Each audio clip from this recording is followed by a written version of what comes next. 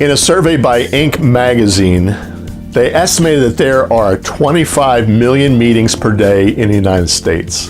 That's a staggering number of meetings, but consider this. They also found that executives surveyed thought that 67% of their meetings were failures.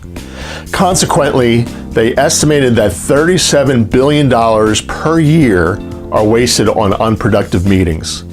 Well, I know those of you who experience church meetings are glad that those stats don't apply there. And of course, you know I am kidding.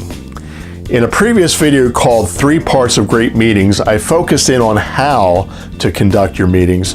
In this video, I will provide 3 principles on what you cover in your meetings and their impact on effectiveness. So here we go. The first principle is define the team's job role. There are 3 basic areas in church life: vision, programming, and resources. Your team's role should be one of those areas, but not all.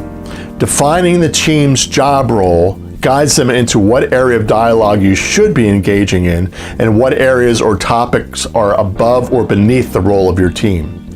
If you are an elder board or executive team, you should be functioning at a vision level. Here you will focus in on actively assessing and developing your vision, strategy, and ministry direction. A team at vision level shouldn't be spending time on programming and resources. The executive team should hand down vision marching orders to other teams who oversee those areas. They then hold those teams accountable to align under the vision. It will require your executive team to trust and entrust others with responsibilities that are not yours. This allows you to maximize your team's time and focus your efforts to make the best contribution to the whole. An executive team that gets too far into programming and resource details or even micro details will waste time and not fulfill its assigned role. In addition, high-level people who are getting into minutia will become frustrated and lose faith in the process. So number 1 is define the team's job role. Number 2 is train the team for the job role.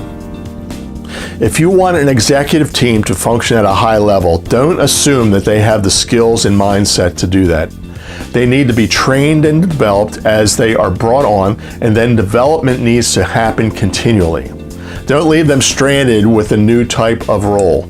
Train and develop them yourself, or use the many secondary resources that are out there, such as books, articles, videos, leadership organizations, and seminars. Number 3 is stick to the job role. If high-level thinking does not come naturally to most on an executive level team, then the strong tendency is to slide into minutia. Keeping this slide from happening requires active facilitation. Continually monitor your team's interaction and remind them of their job role when they want to go below the floor or above the ceiling of what subject matter you should be discussing. You might say something like, "Everyone, we are getting below our pay grade," or "Let's leave those decisions to the finance team." Over time, you can define a new leadership culture where it doesn't take so much active facilitation to continually pull team members back.